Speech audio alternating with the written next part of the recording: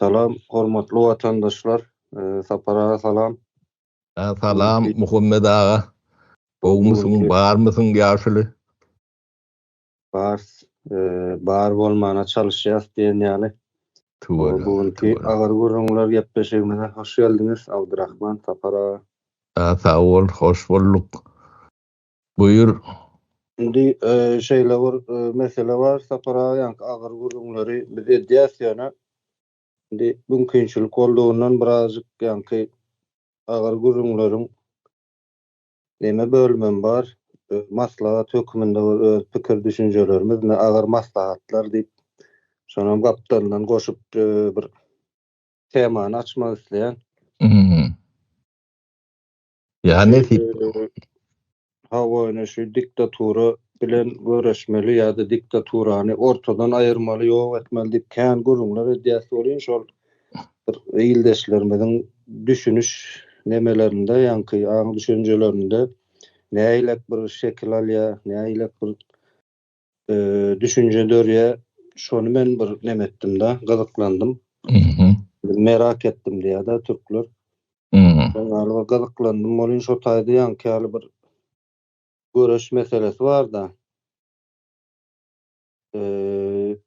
Biz köplen şuna diktatura bilen göreşýäs diýip zat edýäs ýa-da nemine bir ýany ürünler diýeli bir aktivistler zatlar bar. Mysal üçin bular näme diýip prezident aýyrmaly diýär bir hili halk köpçüligi bir ütgeşme bolmagyny isleýär. Ýöne näme ütgetmeli, näme üçin göreşmeli şo meselelerde birazjyk kafasy karşıýar diýelmi, düşünjeleri bulaşýarmy? Ýani biz hökümet bilen göreşmelimi, kime garşy göreşmeli? Şuňa bir nemelik bar da, düşünşmezlik bar. Onuň üçin birinji soramak isleýän zat, men siziň pikiriňizi bilmek isleýän zatym. Şu göreşiň görnüşleri. Bu ady diktatura bolsun, hökümet bolsun, prezident bolsun, şulara garşy iň bir täsirli göreş nähili alınıp barlýar. Şu hakynda bir şeýlere girişetsek. Sağ ol Muhammed ağa, soruň o bizim bartyrlanmady. Açmaly diýäňden. Ony Muhammed o ten ýüzüň dadyň görnenok, o sora berýän, o soň ýa-ni nemäň öňünde puşkan öňüne bizi oýmady, o menden hem sorasalar aýdar Muhammed sora berdi, menem jogap berdim diýip. Ay Sapara. Şeýle bir düzgün bar da bizde häzir Türkmenistanda şeýle bir düzgün bar ne hemme zat anonim görnüşdedir ýa-da üstü ýapyk görnüşde. Ýöne men anonim däl, onuňyz dogry, onuňyz neme diýär, demem ýok. Diýjek bolýanym häzir anonim bolmak, hani açyk bolmakdan has deme görünýär, howply görünýär aslında. Adyň çykman zat edýärler-de şeýdi. O ýetkileriniň bilen ok diýen bu adam. Öňüne çykkanlar, ýa-ni garşysynda durýanlar hem anonim da sebäbi hiç bir adam ýok, gelesem ýok. Onuň üçin haklysyň. Bunda hakly. Bir göreşiň görnüşleri hakynda bir nemelerden girsek, siziň pikir düşünjeleňiz. Bor. Bor ýöne onda da aşançydy baýdaýyn, maňa sora berdiler, menem şoň üçin jogap berýän. Näme günäkar gözleseňiz, näme ýa-ni sora berenlerden nemediň. Şeýdip nemediň. Soramyň aşagyna golumdan çekýäs. Bolýar. Degişýän, o nemetde. Ýemem, bunu nähilek bolmalylygyny bir ýeke Türkmenistanyň ýa-da Sowet Soýuzynyň taryhy boýunça däl, bu beýleki ýa-ni imperiýalaň ýykylşyny, soň täze döwletçikligiň döreşini, zadyny biraz taryhy näme göz gezdirsen. O köp zada bir akıl yetirip bolýar. O da ýa-ni iň soňky akylmy dämi, o dememiz ýok, yetkimiz ýok, ýöne bilişimize görä. Akıl ýöredeli diyten ne şu demeden biraz gurrun vereyin muhabbet ağa. Ne Arap devletleri vardır. O Arap yarımadasında.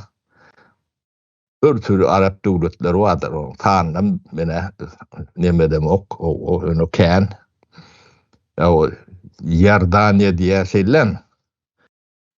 Yerdanya Türkler adına ne diye?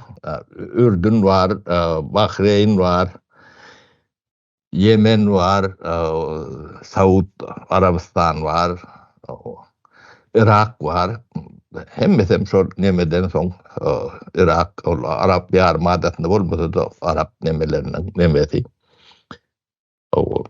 Daha şulon görüşünü dağdına seyretsen. Ne? Libya var onun. Libya pasalıkta nemesi etker güçlü neme diye öyle. Muammer Kaddafi o eteterin en yakın dostları olanlar.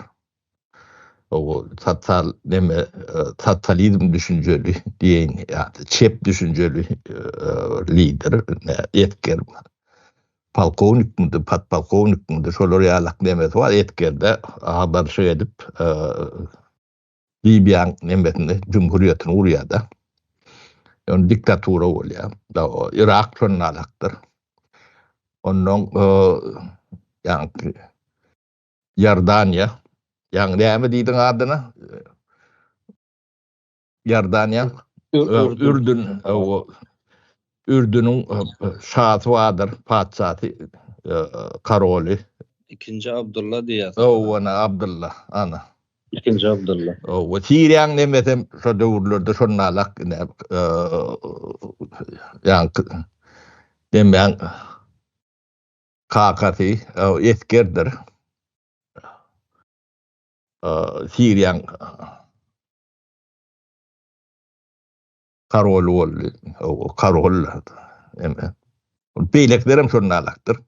Onun şulon boluş demeleri vardır. Hem beceti yankı Araplan yankı atların ağdaların hem beceti Osman nemesinden bölüp ayrılan devletler son yani Osmanlı'nın karşısına şu vat İngulu görüşen deme.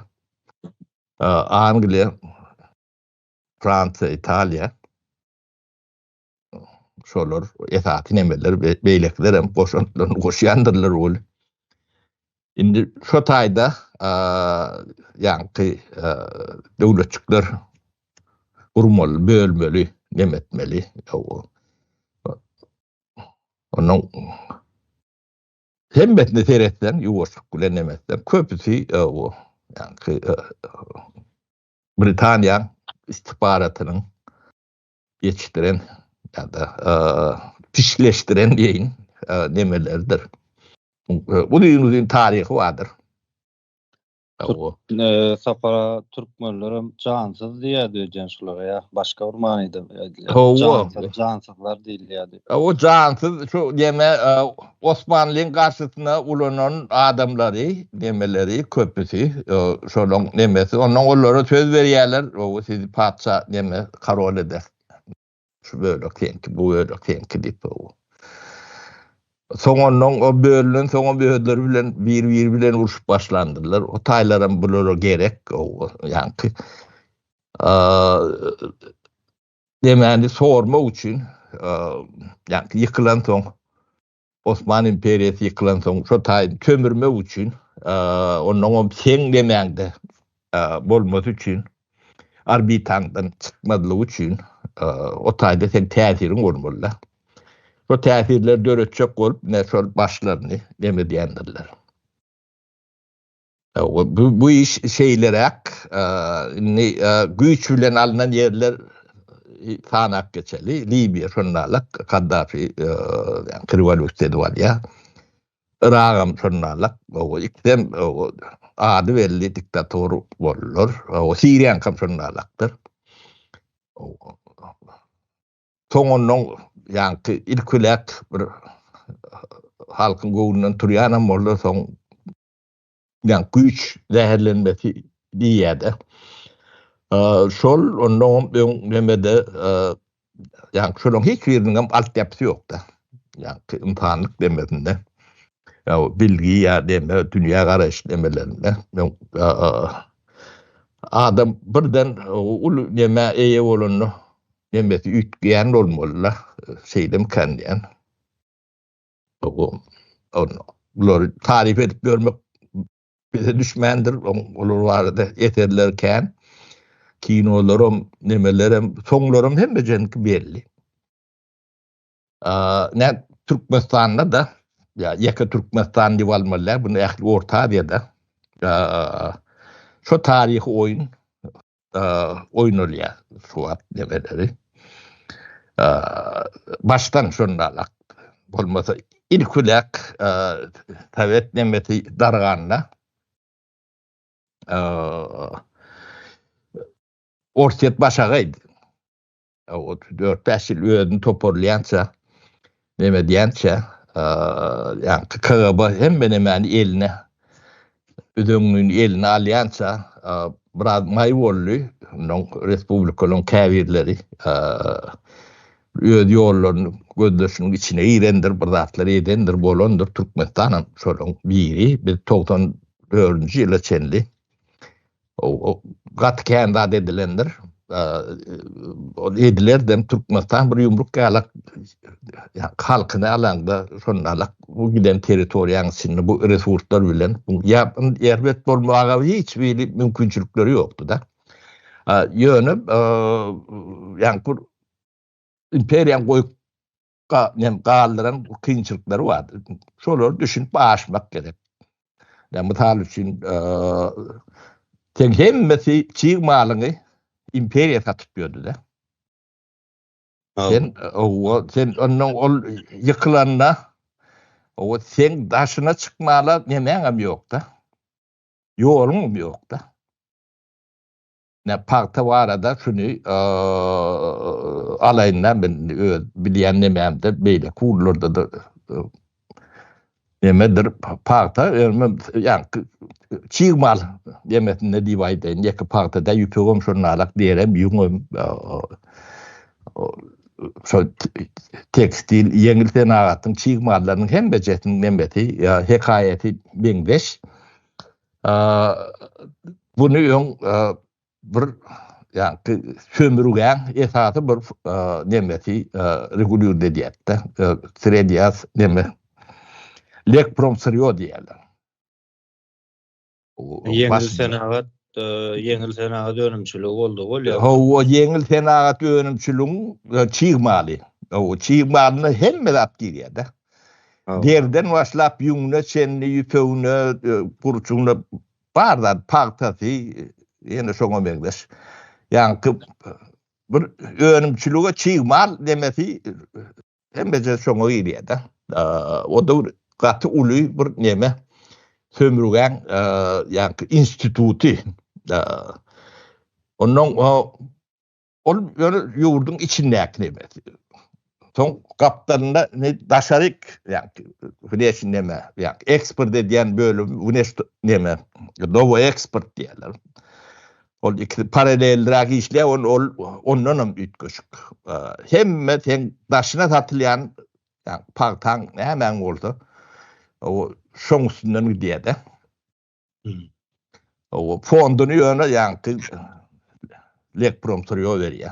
Ben size yani ortadan tarihine oturduğunda yöne düşünmeniz için bu belki de size gıdıklı değerdir onun yöne sen soruna cevap vermek için siz geçmişinizi bilmeliler.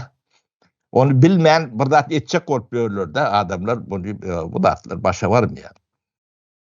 İnni 89. yılda yani çarşaf başlattı. Değil mi?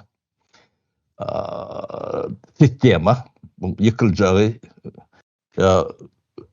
yani entek bir edil beyli yıkıları öydürümdür yoktuk. Onun yönü yani samastayaçınız diye de öz erklik nemetini koğuşadıp başladılar.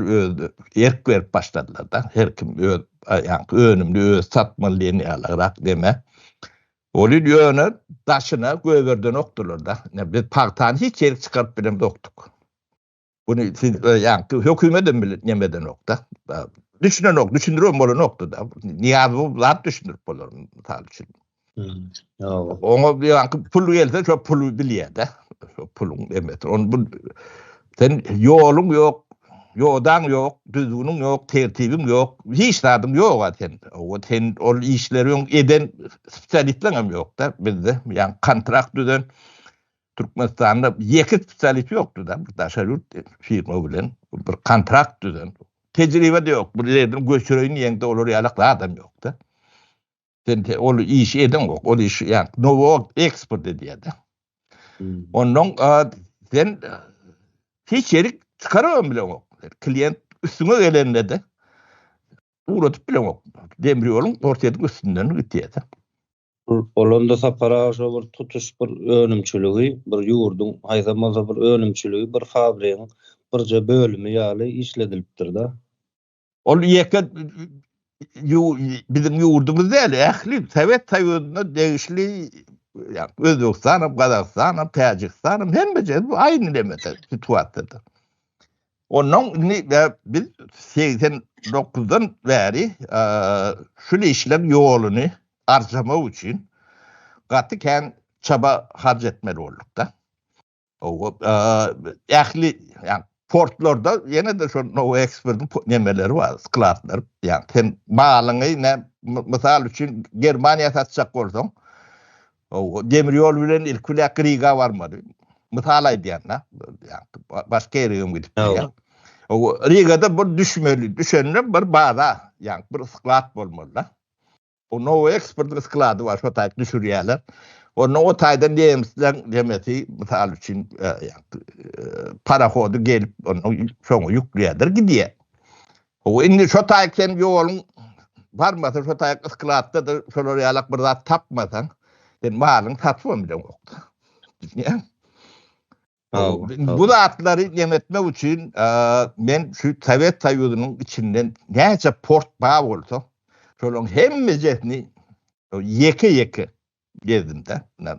O Nahodka çendi, Vladivostok'a çendi, şu taýlak çendi gidip gördüm de. Gidip şu taýdaky bazalary biz bilen işleşer ýalak ýa-da şu bazalary elimize geçirdik. Riga portunu biz elimize geçirdik. Riga portunu Türkmenski Xlopok dip bir asosiýasiýa gurup şu taýda ýa-da no expert'in işgärleri bilen özüm zarlykda. O bu zatlar o Türkmenistan'ın içine düşündürüyorum da çok adamım yok. Yani düşündürsem o senin oğurluğu ediyen diye. O şey diyeyim elle. Onun yani partada bir demem. Onun birjeden tatmalı. O sen birjen nämediğinden bilen okta. O taýda sen laboratlaryň bolmaly, bir bökiliň bolmaly, kontrol etmeli, onu takip etmeli, bahalary demetmeli. Bir topar iş var da. Şimdi ben bunu size detallarını demede oturmayın. Onun sen yani laboratoriyan var. Son partan bu birinci sort. Bu çiğli plantı, hapası plantı, bu ikinci sort, bu üçüncü sort, bu beşinci sort. Diýmän üçin o teňem o diýen zaklüçeniýany, laboratoriýa zaklüçeniýetini halkara emesi kabul etmeli. Sen şol standartlarda işlemeli. Sen abarudyň, laboratoriýa o spesialistler şol demeni bilmeli. O şolary ýalan laboratoriýa bolmaly. Şo bolmasa sen birinji sort diýen dolar üçin 20 sort diýen ýalak tapawdy ýok da. Onu sen neme diýeni olar kabul etmeli. Yani bu da atların içinde yani detal yani yok zatlar bu zatlar teriden de öğretmeli. Şoň üçin biz Bremen'in Germaniýada birje vardı. Bremenski birje değil yani parta birje. Garry. O şu taýda o bir firma açdyk. Ýörüýte. Onun şu firmaň nemesi bilen biz parta senaatynnak laboratoriýalaryň işgärlerini okuttuk. Her aýda 30-40 adam okutýardyk da.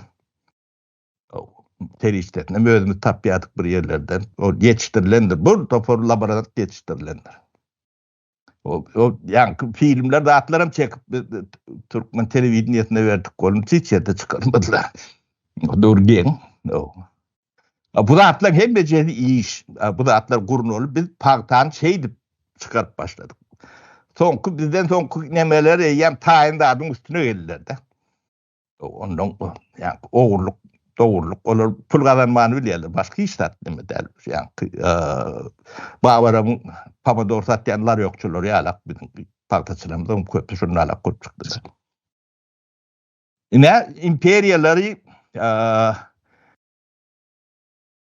koyuk gidenlerine de günün görmek için, bu rahatlara düşünmek için birinciden tarihini, şanını çenli öğrenmeli, bilmeli, onun kıyınçılıklarını göz önüne getirip bilen de şunu.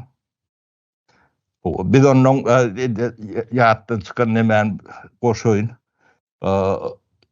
sudan ardan deme, yani deniz, daş demesi de transportu.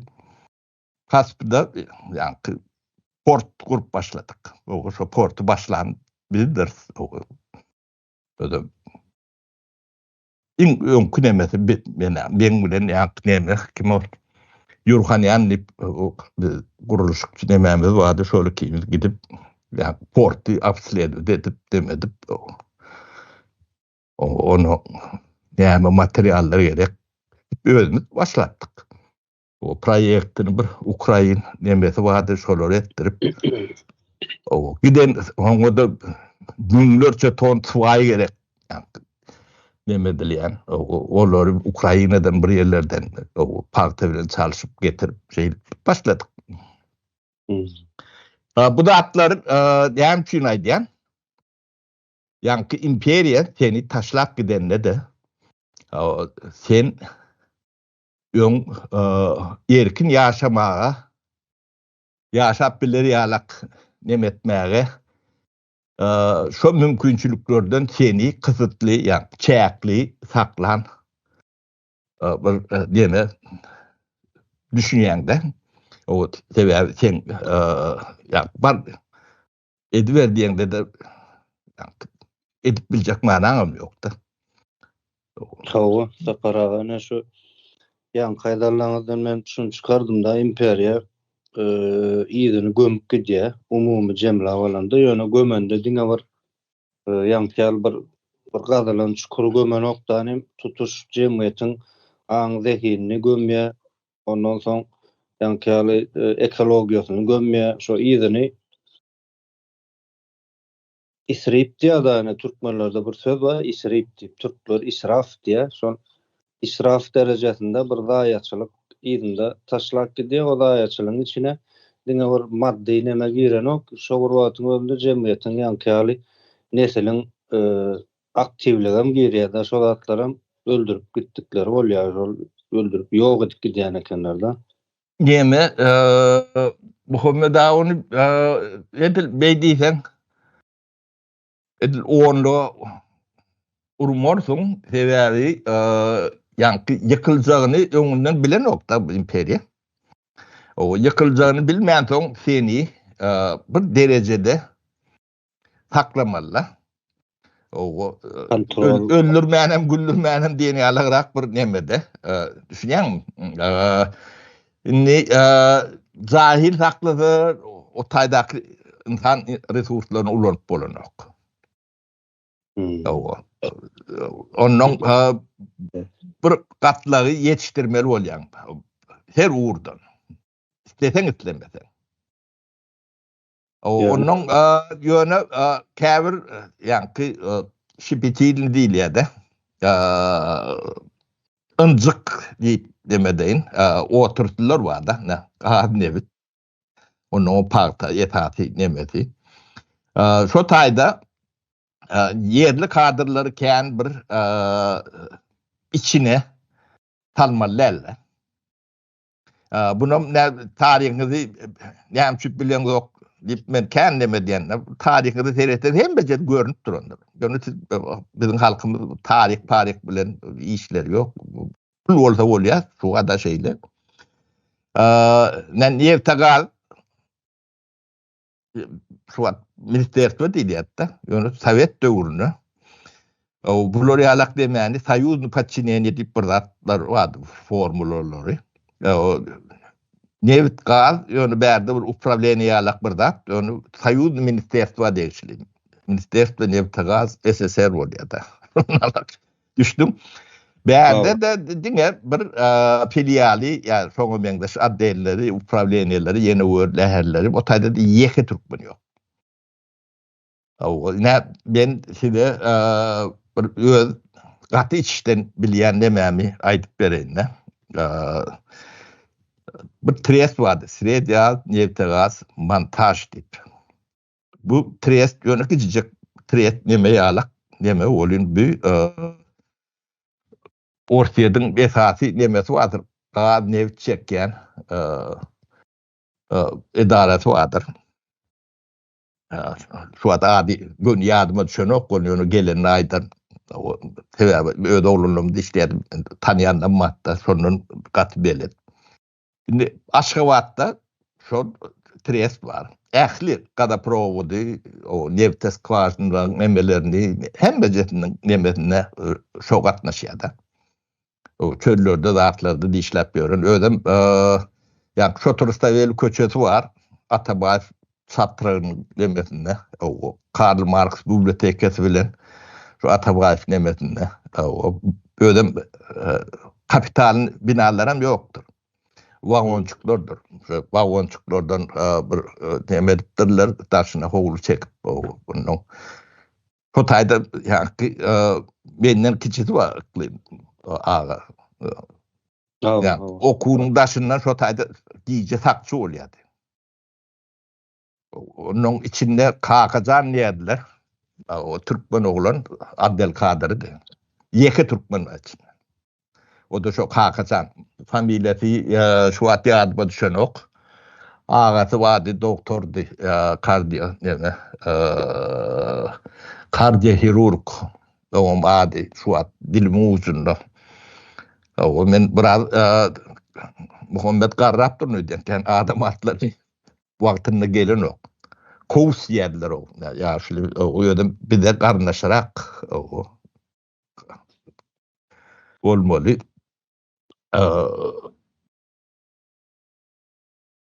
Ýeke türkmen ýok da. Özüm sen ähli galyň newtiň hemme nemesini etip beren pres.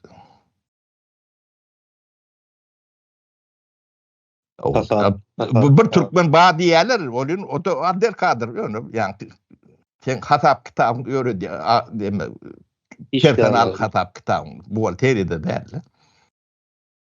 Onun yankı Neftegaz problemi vardı, gılaf vardı. O taýda da ýeke türkmen ýokdy. Ýeke ýok, ýeke. O soň yankı şu perestroika döwrüne bir türkmen ýaşuly geldi. O men kakam bilen ýaşdaşyrak ýöne. Kakam okuwçysy, Kurwan näme diýerler. O goý ýankı nemesi etli. O ýaşuly. Onam yankı perestroika ýykylan soň goýdular da. Türkmen näme gaz çykýandam, näçe neft çykýandam, o näde ölçemeli, näme etmeli, bu zatlar bilen. Nen ýadybyň, ne töweregin näkilen hiçnin bir bilýän adam, o da geolog bolan soň, professiýasy bolan soň, o Töýünüf. Nazar Toýlyç Töýünüf o. Ol ýa-ni geologiýa nemesine gylapkan upravlýemes bolup geldi-de. Gaty köp ýyllap. O geologiýanyň içi duruşuny orsdur. Ýöne içinde türkmenim var. Men kakamyň iň kiçinden ýokary artyk diýip bady şu ekspedisiýada işleýärdi. O soň beýleki ýene de tanşylamyz bardy. Galan köpsi ors. Näşolar ýalak demede öz kadrlaryny deme diýerler. O türkmenden ýetişdirden bolýar. Ýetişdirilenler. O näme şeýle edilýär? Rahat sömürýän, o sömürlengen bilen okda. O dün o ýene bilen umyt can bilen gepleşip geçiremiz. Oğullarının 20-30 kilometrim, 40-50 kilometrim uduğunlu gaz ocak vardı. Şu taydan o Türkmenistan'da 70. yıldan beri gaz çıktı Akyan. Bilyen adam yoktu. Ya da daha şovuzda ne? Yılanlığın tüvüründen duruşmalar o tip durumu var ya, şu nemesi bu etketiye çıktı diyenler. Onun eşekliğin aşağının üstünün aylın nemesi börendirli olduğunu o da bilen o. Ödlerim yani o odunu yakıp pedek yakıp ölürde. Kışın yılıncak olup. Yani bu imperiyalar şeydi kömürüyedi. Ondan kadri yetiştirmesen, bu zatların bir üretmesen, yani informat almaya neme bolmasa, bilen o. Ne suat kurban olur. Hemen bilendir diyen. Pulüyle o. Şu taydan pul kadar polyan. Yani bu oldu. Yemediğine. Yemediğine düşüncesi. Yok. O neyden oldu? O neydi gören zaten. Bilmeyen dadın edip polyan neler? Şu Türkmenin bir elbet tehdidi var. Muhammed. Bilmeyen dadını o. Bilyenlik kıyıranlar, o bilyen kişi olyanmışsın. Bilmeyen dadını bilemem deyip polyan. Onun bilmeyen dadını ediyendir, gözünün yüzünden bulaştırıp öğrendir. Niyaz Bekir'in sözünün şu attığını. Yeke eden doğru dadı yoktu. Yanlış mı ama adam bir doğru dadı eder. Hayır, mesela var, şunu gurumun demesine, temasına yakın, şunu koşup geçeyim safara. Şu meselede ne şol öğünün nemesi var da, hani bizde tarihte Türkmenleri şeyle görkezdiler ya da şoň ýaly hakykatdan hem şoň ýaly bir nemesi bardy da gatlagy. Hani kölögeden kölöge sizem aýtdyňyz, onu men ýadyma düşýär. Yani kölöge niresi düşse şo tarafa düşüň düşürýän öz rahatyny, öz komfortuny haýsy şertlerde bolsa-da bozmak islemeýän bir neme bar da, täsirli gatlap diýin. Şol da hazırky Gurban Gulam, ýa-ni Niyazam şo gatlaryň içinden çıkan ya da şo gatlaryň içinden alınıp şo taýyk şo wezipelere oturdulan adam hökmünde görünýär. Sebebi öz ýanky özüniň bir komfortu var, rahaty var.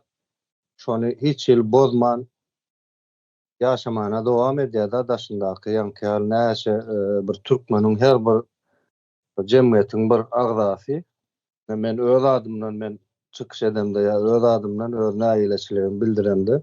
Şol adamlar şoňa gulak gabartmaly ýa-ni şolar diňlemän diňe öz rahaty bilen ýanky ýaşamana dowam etdirýär diýen, onu işlemänä diýip ýa-bir prezidentlik wezipesini ýerine ýetirýär diýip biljek gal onu. Ýöne ýaşamana dowam edýän bir adamlar da şolar şol nemeden çıkan, şo gatlapdan çıkan ýanky Torongo ben içinden toğra kaldım da özüm için. Şey deyin, o tiden biraz yani puşkan uğruna nemetmeyin ne? Böyle sapara. O bir kaptalan şeyleri aktır. Yönü, bir kuş anak nemeti vardır. Önemli faktör nemeli yer vardır. Bunu bular yok etcek gelliyse de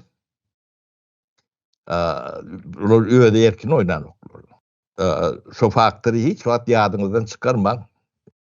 Ne orta da yeke aşağıncı vayt bolyandır. Yeke devlet o Özbekistan'al, Kazakstan'al, Tacikistan'al, Kırgızlı, Türkmenal hiçbiri entek yani Ortaýadyň dolu vilayetiniň arasyndan çıkan näler o çıkjagam bolan oklar. Bir Azerbaycan näşuat etmeli, doğru hareketleri. O da yani gücüm yetýär diýip bilýär. O galanları işletlemese yankı sen diyen oğlancuğuna öğürülmeli. O şoňa öwrülmän şondan çykjak bolýanyny görse, ýa-ni ors kelletini alar, kakyp goýar. Ýani başga ýa-ni başga piçini goýar. O ýetişdiren piçikene ýa-ni ortadan pasortwasy bardyr. Şeýle o Türkmenistanyň. Diýmek hemme demek wa diýmek. Ola bir ikinciden ýa-ni Türkmenistanyň KGB'si bar. Ol ortadan KGB'nin bir filiali. Türkmen telpekli diýin, o telpek ýok bolsa. Yani o TNT'ni var demesi var. Yani olağan hiç yani öderkine demesi yoktur. Biraz bolondur. O da şu 94'ün 95. yılları senli bolondur. Onun son kulon hem beceti nemedir? O taýgam ors kadrın nemedenine de onu näde edilýändigini siz görgän bilmeýäňiz, ol ýankydan da çad edýän bar, o da göreni ok da. Onu ýöne şoňa etip berýärler. Nemedir? O şo taýyk ýani pulugy görýän aşyz, o ýani milli duýgusy nemesi entek biçikmedik diýin. Şolar ýalaga adamlar etdiýärler. Şo onu nemesi ýetişdiren 140 yılda yetiştiren nemeler kendi. O 3 arka, 5 arka, 7 arka dağıtlayıp böyleler. O yankı Türkmen belki düşünü edilyendir ötmen. Orsun demeti yönü Türkmen demeti veriyorlar da kalar itini. O arka ölen, ön ölen bu bolyan dağıtılan ne mi demesi var? Ne yankı bizim etmediklerimiz, yeki bizim der orta diyen başarmadıklardı. Şu lüstrasyonu etmeyle gücün, aklın, düşüncen yetmedi. Düşmanın içinden elmidam içinden taylanır. 40-50 yıllar şu yani imperiyan koyup giden piçlerini ya başınızda görüyorsunuz. O şoňa çiğletini çekersiniz. Şoň için orta diyen meteleti meňdeşdir, deňdir. Biz yurdumuzy Türkmene degişin nemetini o şo pişlen elinden almalılar. Onun o pişlen elinden almak üçin kimin pişdiğini, kimin değerliğini bilmek üçin yani lüstrasiýa geçmelidir. Şo geçmeyen, şo proses geçmeyen bizim barjak yerimiz yoktur. O bunu eskeri yani güç bilen Gurbanulyň elinden alaýanna da yani bir Libya'lak döwlet kurulur. O da o bolluk derler. Ya da Irak'yalak şonalak kur ya da Siriýalak şonalak nemedir. Güç bilen edilen şeyler. Ýöne bunu düşünüp akly etip yani imtihana toplumda diýin o talap döremerle o biz hakikat bolmak dememiz o şol kritik massa o gereginden yani kritik nemeden geçen soň bunu saklajak diýselerini saklap bilmeýärler. Bizim edi oturan dememiz gizlem bolsa, deme de bolsa yani yumşak güç diýilýär. Yumşak güç ne şu bizim aklymyzyň, dilimizin o dememizin güýçi. Buna da karşı deme diyenlerin, nähile kereket ediyenlerin siz görüp ýörsiňiz da. O şu ekrana çıkarmajak bolup, yani emetmejek bolup, o iş edilýändirler. O biz o zatlar bilen soň bu nädip aýlaryp geçmelilikden bilýär. Şu wagt biz olong yani kritik gibi batıp yatırıp bilecek demetinden geçtik. Inni bular priyomlaryny ütgötmeliler. Onu nähile ütgötjeklerini ýuwaş görürsüňiz. Oňa da taýyn, onu ýöňünden aýdalyp hiç bir nemesi ýok. O yani akıl bilen edilýän işin öňüni alyp bolýan däl. Alyp bilmediler. Bu da gitdigiçe de edil yani gar topýalak Ular gitmeli, toňam olary ermeliler. Bu iş şeýle bolýardy. Başgaça demetmek kıyındır. Ýöne bular iş geçirýär-de. Yani imperiya. Bular diýende Berdimuhamedov dip özüňiz almaň, ýani ony adam hasabyna durmaň, onda hiç bir zat rolam ýokdur, aklam ýokdur. Başga yani näme pikir edýän bolsaň hiç de ýokdur. Bolmasy mümkin çıkan yer belli, ýaşan yer belli, alyp biljek bilimi belli, bilgisi belli, etrapy, töweregi, akly, huş hemme zady yani kızan diýip dedip bolýardy. Bu adamy tanamak Hasan meter Türkmen ýa. Goýun wagt bören Türkmeni, o näme görmän, taada görmän. Bu kendat. Yani tebigatyň içinde. O ölmän demetmän şuunlara gelen bolsa, diýmek bir gudraty bardyr beýninde, nemesinde. O bu zatlar bir tiýnet görüp bilýär. Şol ýöne toplumumuz näme? Yani bularym iş geçirýär ýa, toplumy körse o deden soň sen öňünde indi o Niýazowlar, Berdimuhamedowlar da jahil gatlak. Ine şoň bilen uğraşarsyňyz, ýene de bir 40-50 ýyl. Düşünýärmi? Tamam, sapara. Şol häli aýdyp geçdiňiz, şo taýkur goşmak isledim. Ýani häzir bir näme höküminde bundan bir 5-10 myn dönkü mesele değişli. Şol ýani piçini yani bir piçini ayırsa çağda bir piç tapyalar diýdiňiz da, şo 3 arka 7 arka meselesinde diýmek ki iň bir agyr gynançly bir ýagdaý şeýle bir köp piç ýetişdiripdirler öýler hem şo ýanky 3 arka 7 arka bilgiler, informasiýalar arkaly şu adamlar tapyp bilýär diýilýän bir näme agyr gynançly bir mesele geldi da o taýyk. Indi bu öňräki görüm ýöne aradyna men şonu goşmak isledim. Şoň ýaly öldürüm gözläp tapýan ýagdaýa geldi diýsek şo taýda dogry bolarmy? Dogry düşermi şol? Näme edil bu da onluk diýmek näme? Ýöne ýanky bulun ýetişdiren zahirlen hemme zat ýatap bolýardy. O adam ýani kärsiz, hünärsiz bolan adam bir ýerden kazanç etmelidir. O da doğal bir zatdır. O sen az ölmeliler. Az ölmeliler, ol elinde de hünäriň ýok da. O saňa da ne hünär ber nemedi. Hünär derlerini weripe berýärler. O şu weripe seni ekleýär diýerler. O näme ekleýär? O torp ýatmaly, ne taýin mehanizm aýlanıp dur. O Staydan pul wadan, onun adamdan gaty köpüsi ýöne garanç bolsa bolýandyr. On ýanky baralyn tarapyna seredýän türkmen ýetişdirilmedi, az ýetişdirildi. Ýetişenim bolsa tebigat ýetişdirmediler onu.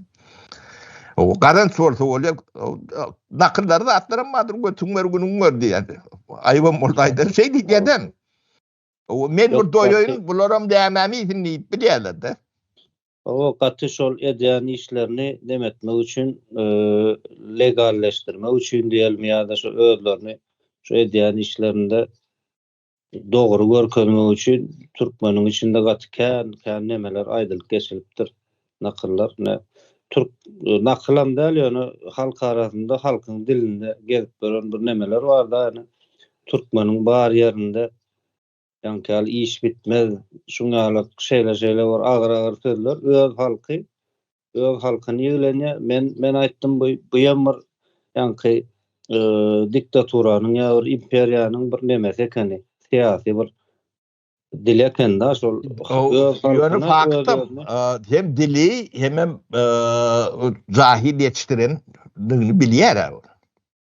Öz halkyny özüne ýigrendir ýani eken. Bir-birinden şeýle uzaklaşdyryp şeýdip ýanky şahsy bähwitler üçin bir milleti ýok edip ýyzynda bir giden ýanky bir gaýaçylyk galdyryp onu ýyzyna da ýöne galdyryp giden oklar ýanky piçlerini oturdup gatty bir näme ýagdaý da sapara. O diýmem ýanky Sowet döwründe de ýanky pulogoloy elpeşelpelli golo yaşan neme vardır. İmperiyalar elmide ama bir gatlaçıga atan nemelere yankı demen tuton şiiretinden yokuriyalak şert dörü diyendir. O ne şu Sovet dövründe zavskılatlar o zavmağlar o tövden emeleri kovu yaşandırlar. O tayda bilim dağıt gerek gelir, alışveriş gerek.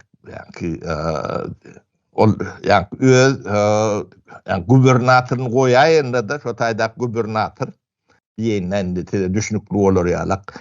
İkinci sekreterdir ya da apkomun ikinci sekreterdir ya da raykomdur. Yani raykomdur kendi apkomun ikinci sekreterden hem beceti orsu. O şolarım pul adam valla. Pul yalak udok geri komandrovka deme iyi verileni türünü iyi verilenen var içinde. Olurum kazanç etmeni. KGB'nin başı var, prokuraturu hemen orsu. Olurum kazanç etmeli. O kimin üstünden etmeli? Şu tövde satık ediyen bağdalan demelen üstünden al nemetmeli. Pul şu tayda var. Karan yerde pul yok. Onun şu tayda öyle adamlarını, yerli adamlardan saklamalı. Niye yazmam? Şol adamlar olur. Düşünüyor musun? Yani ki bir yalak, nadir toylu üç yalak ya bir yalak teknokrat adam ini. Ulanto her adımda karşısına çıkıp durdun da. Bunun bolon ok diye. O bolon beyleke o bizim diyenimiz etse onda olur elbet görünmeli. Olur elbet görünmek kelle bilen bağlı. Kelle gitmeli. O bir elbet görünün değil mi? Hiç sattı. Ama neyse o basınsa işten kok görür. O diyen basar. Adın toryanam olmaz. Yani olara elbet görüntü yani hocayınlarına o kellesi diyelim. Ondan sen haysın saylarsın. Muhammed. O görüntü durumda da bu zatlar. Son için ne bizden son bazı komlar var. Laryokçular var. Şolong hem mecesi yani zavmağlar, zavbazarlar, zavskılatlar, diplomat bollar, katı köp böyle. Tarihinizi öğrenin siz. Onun köpüsü minister adam bolundurlar. Zampret bolun nemi var, Badarkom var. Zampret bolun Badarkom. Yani Türkmenistan'ın iktisadiyetini nemetmek için. Bunlar ne hem için ulanıyorlar? Bulun geçecek zaten şuları pul kazanır yala geçsen kalan dağıtlar bilin bulun işleri yok. Biz bu kazanır halkım neymesin şunun ismini deyip bilmeli. Şuları yala adamlardan yani 30 yıllar görüp görürdü. Türkmen'in bir ok diyene o var. Sen pul kazanıyor. Yani vaktlarından bilen o. O kazandırıyor sonra batıyor. Uğurlattın diye. O da doğru. Yani dünkü demede gururun verdinde. Hadinan yani sana uğur diyen adam var ha. O hadine son elinde tutmasın ehli pulu. O da hiç hatap veren nokta. O uğur değil. Yani beylek uğur oluyor da. Para. O bu tarafları düşünsem hem ağır hem gülkünç hem katı kıyınançlı. Bunun sonu yok. Yani bunu düşünmeyen siz o Berdi Muhammedov'u ayırıp Durdu Muhammedov koyuyorsunuz. O ne hilek deme o. 3,5 kat olur mu ya? O da pul vuruyor. O demenim nerede ütkötçüğünü bilen o. Pul vurmasam hiç.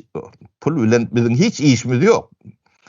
Ben hiç bir adam onu uğurlap bir nemedir deyip diyorum ama onun uğurluğu nemesi hiç tatlar. Bunun yani anırdan orsun toğru oturanı var. Ona misal getiren dedi Türkmen düşünür o kendine. Biz Makarif'i misal getirdik de. O bir yılda 650 milyon dolar kar alıyor. Bir de ya da arası free. Bunu Türkmenistan Türkmenistan şonu ähli yani yurt bolup o 3-4 yıl alan nokta şol oraya gidecek. Onu aydan da yani tehir eden nokta ve düşünen nokta. Ödem aparaga yalak bulara düşman yani o da dostur törünü yer berýändir o ofisini edil yani berketini goýandyrlar daşam gora urulur. O sapara ol şeýler bizim dünýämizden häzir bizim dünýämiziň içindäki bir neme däl mesele däl häzirki bizim beýin ýapymyzyň guruluşyna seredende olaya yani bir dinin neme hemmelerinin ýokarsynda gaty şeýle bir uly mesele ýaly edip şeýdip şekillendirilen de aňymyzda düşünjämizde ýa bir has ýokarda bir mesele bolup galýar. Şo derece görnünok ýöne şu kiçirek meseleler ne esasy yani prezidenti öňe tutýarlar ne şu ýa-ni diktator ne şu ogry. O prezident aslında sizin aýdyp oturan zatlaryňyza seredende ne düýede gulak diýil ýa-da. Owa. Şoň ýalak bir meselede ol asyl meseleniň ýanynda prezidentiň barlygy ýa Türkmenistanyň içinde prokurorlar, olar bular ogurlyk edýär. Hemmesi jemleňde düýede gulak da şu nemäň içinde. Asyl meselenin içinde. Indi şunu halk köpçüligi edler adamda halk köpçüligi diýip aýdýar muny ýöne. Halk köpçüliginiň bir belli bir ýa-ni bir az uyanık bir gatlygy görýär, pikirlenýär bir içinden ýa-ni bir süýgüşden çykan ýaly bir duýarly watandaşlar çykýar. Ondan galan nemelerinde de ýa-ni görüş bu nemäniň halkyň aňynda her türlü görnüşde ýa-ni ýöneki bir halk alaly haýsy gatlaganlarda da şo taýda bir ýa-ni prezidente garşy ýa-da ýurdun şu wagtky ýagdaýyna garşy bir nägileşilik bar bolyp onuň bir hili ýumşadyp ýa-ni prezident günäkär ýa o günäkär bu günäkär diýip bir ýumşadýan bir gatlak barda ýa-da ýumşadýan bir neme diýsekmi Deme bunu yetiştirdiler. Yani 140 yıl onun içinde katı ken neme yetiştirdiler. Bulara karşı adam yetiştirilmedi. Onu götürmeli. Düşünüyor musun? O bilgem o adamın öğü tapmalı bu kitapta da yazılı değil. Ben kaydı oturan adam. Düşünüyor musun? Bunu bilmeniz için bir diğer adamları gurletmeniz gerek. Ağırdan anonim ol sonra ver o anonim olma sonra ver ne betmeli onu bilen bilýän diýär o gurlap otursak onu da talap bolmasa ol kelle de giren o kişi ýerine giren nokta da gelçigem ýok senem bir adyňa düşen nokta sen şu sonra berýän ben jogap berýän o bu onun ýoňundan aýdyk geçdim o son günäkär ödläp görmäň, şu tora berýän günäkärdir. Maňa tora beren soň jogap berýän.